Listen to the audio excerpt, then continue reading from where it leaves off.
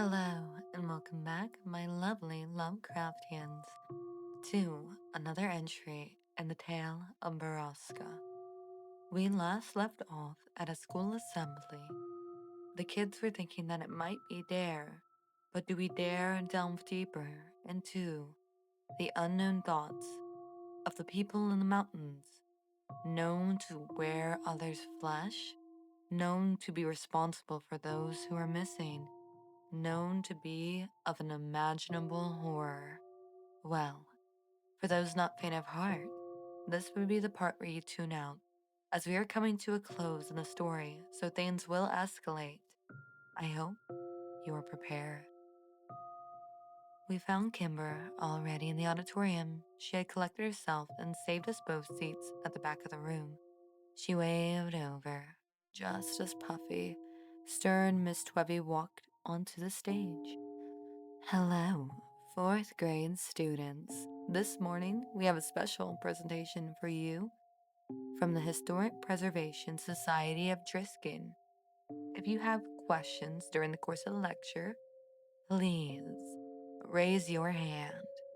Like that'll happen, Kyle laughed.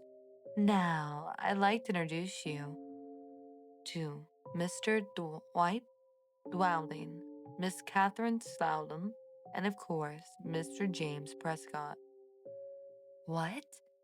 Jimmy Prescott and not his dad? That's so weird, Kimber whispered. Dude, Thomas Prescott has done this presentation every year for like 20 years. Kyle said it's definitely weird. It's not weird, whispered Mike Sudden from behind us. He leaned forward. Tom Prescott went crazy like a year ago. He didn't do the presentation last year when my sister was here either. I don't like Jimmy Prescott. Kimber shook her head. He gives me the heebie-jeebies. His dad is so much nicer. He's like my grandpa. The presentation was slow and boring. Mr. Drowning and Miss Gallen talked about the first settlers here, the Cherokee and the Trail of Tears.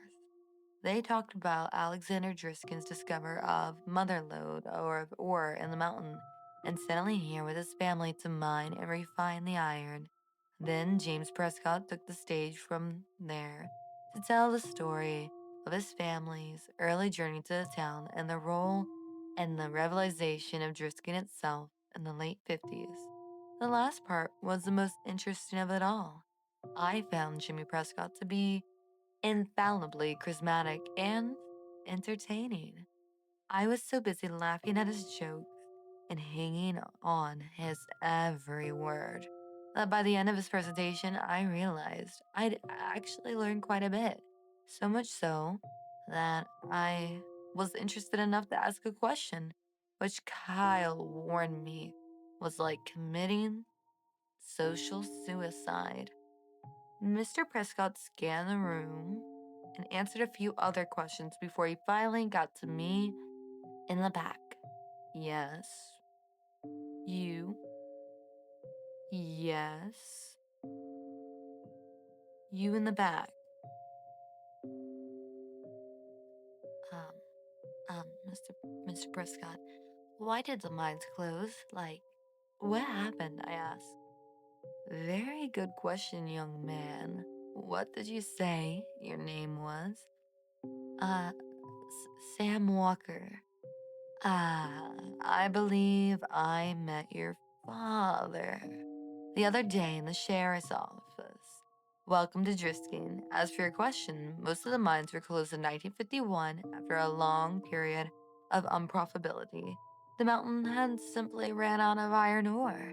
The mills and refineries were abandoned, and the town suffered for years. The miners and their families moved away. Stores went out of business, schools closed, and Driskin became a ghost town. That would have been the end of it if it weren't for stubborn families like mine who refused to leave. We refused to give up the town, and after many years of hard work, Driskin became the picturesque little haven in the Ozarks that it is today. I hope that answers your question. I sat back down and Kyle shook his head at me. Bro. The assembly suffered through another 15 minutes of awkward Q&A until Miss Trevity finally cut us loose.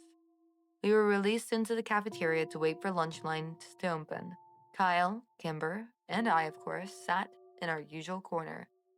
That was so boring, Kyle whined. When are they going to figure out that no one cares about Drisking's history? Seriously, I fell asleep like a total of 3 times. Kimber nudged me. Sam seemed to care, she teased. I just wanted to know about the mines. Mines are creepy, that's all. Yeah, but all our mines were blown up. You can't go in them anymore, Kyle said. Blown up, I asked? Kimber nodded. Some kids died after going into the mines, so the city set off some controlled blast to implode the caverns. At least, that's what my mom said. They messed up, though, and I heard they blew up the water table or poisoned it or something. What?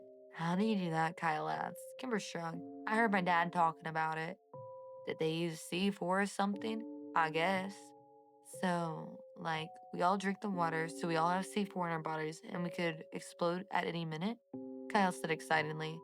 Do you think that's what happened to all those missing people? I asked him, just sitting there one day and boom. Yeah, dude. Kyle grabbed my shoulders. And that's where the skin men come from. I made the international symbol of mind blown, and we laughed hysterically. You guys are so dumb. Yeah, Kimber rolled her eyes. But then she laughed. Then Kyle fell on the floor pretending he was exploding. I remember thinking in that moment that I was happy here in Drisking, Missouri with these 2 people, happier than I ever been anywhere else. It was the last truly happy moment I ever had. Less than an hour later, Mr. Diamond's phone rang, and he exchanged a few quiet words with the person on the other end, his eyes flicking to and from my desk. It was hard to be surprised then when he hung up and asked me to come up to the front. When I got there, he told me my mom was waiting for me in the office and I was going home for the day. I traded a confused and worried look with Kimber and then packed up my backpack and went to the office. When I got there, my mom was crying. We drove home in strained silence. I was too afraid to ask what was wrong. Mom parked the car a block from her house, which was blocked by several police cars. When an explanation didn't come, I broke the silence myself. Is it Dad? I said quietly, holding back tears. No, honey, Dad is fine, she whispered. Then what happened? Whitney never made it to school this morning. Her voice broke over my sister's name. Oh no, Mom, I think she did, she said quickly. I saw her leave this morning and it was really early, like 6, and she was with her friends, Pete Whittaker and Kid Taylor. We know all about that, Sam. But they made it to school, and Whitney wasn't with them. They said she wanted to stop by the Circle K near Drisking High School, so they left her there, and no one has seen her since. Well, my brain struggled to come up with an explanation. Maybe she's ditching? No, honey. My mom put the car back in drive and drove up to our house, parking behind a police cruiser. The police, as well as your father, think that Whitney is with Jay. But she has a new boyfriend here. We found all her books on the floor of her room this morning, and half her clothes gone, with some cash of your dad's. But right now we think she hitched a ride to St. Louis and that she's with Jay. The sheriff's office is trying to contact the boy's parents now. Whitney ran away? Anyone who knew my sister knew that she was prone to dramatics and empty threats. Plus, she was dating Chris Whittaker's older brother. I was sure of it. We walked up the steps and into a house filled with stale coffee and quiet murmurs. I tried to remember if Whitney herself had ever actually confirmed she was dating Pete, but I drew a blank. When we walked into the kitchen, I saw my father sitting at the table, staring at the phone records, head in hands. He looked up when I came into the room and gave me a weak smile. Hey, buddy, Dad, I have to tell you something. I felt a heavy hand on my shoulder and turned to look up at a solemn Sheriff Clary. Everything and anything you might know, son, no matter how trivial you think it is. I nodded and sat down at the table with my dad as my mom handed the big man a cup of coffee. Here you go, Sheriff, she said weakly. Please, Miss Walker, call me Killen. My mother nodded and retreated back into a darkened corner to talk quietly with Sheriff Clary's wife, Grace. What do you know, Sam? My dad asked as he rested his chin on his hands in a mock symbol of prayer, as though I may deliver him from his suffering. Well, just I heard Whitney had a boyfriend, that guy Pete Whitaker, and she's been hanging out with him, and I saw them and Taylor Dranger leave this morning before me. What time did they leave? Asked the sheriff. I don't know, like before 6? He nodded. That matches the statements of Taylor Dranger and the Whitaker boy. My father's head sunk lower and lower into his hands, and I knew I'd let him down. But, I rushed, I don't think she went back to St. Louis because she was dating Pete, and I don't think she wanted to be with her boyfriend back home anymore. I understand that, son, but a teenage girl's mind is a complicated thing. My officers are trying to get a hold of the boyfriend's family back in St. Louis. Clary nodded to my father. Now, why don't you head up to your room and let us work, Samuel? I looked up at him surprised. What? No, I want to stay down here. I can help. Dad. No, son. There's nothing more you can do here. You've been a good brother. Now let us handle this. But I can help. You already have. Dad. I looked over at my dad with begging eyes. Please? Go to your room, Sam, he said quietly. After a moment, I bolted. Dad. Now.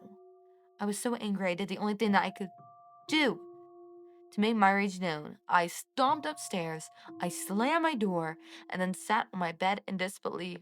The tears came, and then I lay there feeling helpless, worthless, and scared for my sister. I thought about all the places Whitney could be. Was she scared? Was she alone? My mind wandered to the unimaginable. Was she dead? When the sun began to set, I finally got out of bed and went to check my email. I was expecting lots of messages from Kimber and Kyle, but there was only one. Did she go to the treehouse? I sat staring at the computer screen for almost a minute.